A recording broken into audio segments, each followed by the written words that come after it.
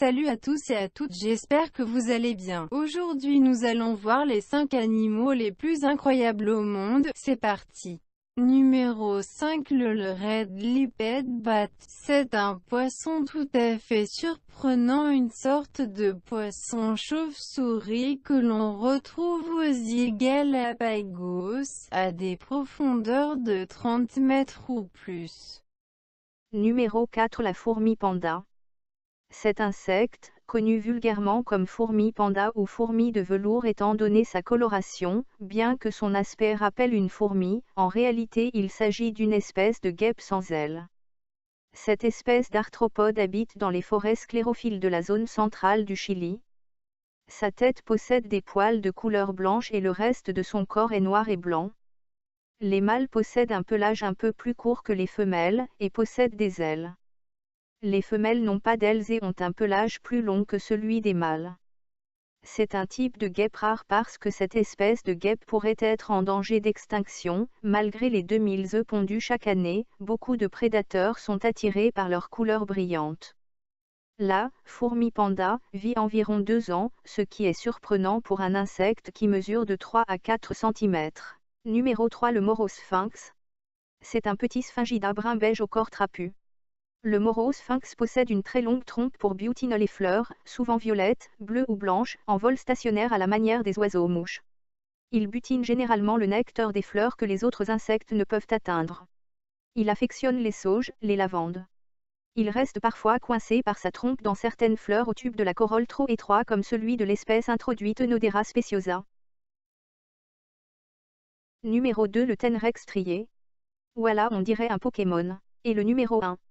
Le poisson perroquet bleu. Les poissons perroquets ont un corps massif, allongé, légèrement comprimé latéralement, au profil arrondi, recouvert de grosses écailles cycloïdes. Selon l'espèce, la taille oscille entre moins de 20 cm à 130 cm, pour une taille moyenne de 30 à 40 cm. Les poissons perroquets se déplacent selon l'espèce en groupes de taille variable ou de manière solitaire. Ils nagent tous avec leurs nageoires pectorales. La dénomination commune de perroquet provient de 2 caractéristiques physiques remarquables. La couleur vive de la livrée des mâles dominants qui revêt des nuances de bleu, de vert et parfois de rose. La composition de leur mâchoire en un bec robuste issu d'une fusion entre les dents leur permettant ainsi de gratter la surface des roches ou des coraux morts pour se nourrir. Il est important de noter que la livrée de ces poissons varie énormément au cours de leur vie en fonction de leur maturité et de leur rang au sein du groupe. Il existe une phase juvénile, puis une phase adulte dite initiale, où les mâles et les femelles sont semblables avec des teintes ternes, grises à brunes, puis une phase terminale où le poisson change de sexe s'il était femelle et devient très coloré. Entre ces 3 phases, il peut également exister des phases intermédiaires plus ou moins marquées.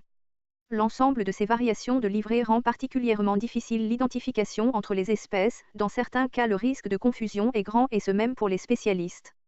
Au niveau du squelette, ces poissons portent 9 épines dans la nageoire dorsale et 10 rayons mous, 3 épines dans la nageoire anale pour 9 rayons, 1 épine et 5 rayons dans les nageoires pelviennes, et 11 rayons branchus dans la caudale. Ils possèdent 25 vertèbres, et la ligne latérale s'étend sur 22 à 24 écailles 3. Parmi le critère de distinction des genres, Hipposcarus, Chlorurus et Scarus présentent sur la mâchoire une canine latérale pointue. Si presque tous ces poissons ont les dents fusionnées en bec, seul le genre Calotomus présente des dents encore individualisées. Voilà, cette vidéo est finie. Personnellement je trouve que tous ces animaux ressemblent à des Pokémon. Lâche un pouce bleu et abonne-toi. Partage cette vidéo pour montrer à tes potes ces ces animaux. Au revoir.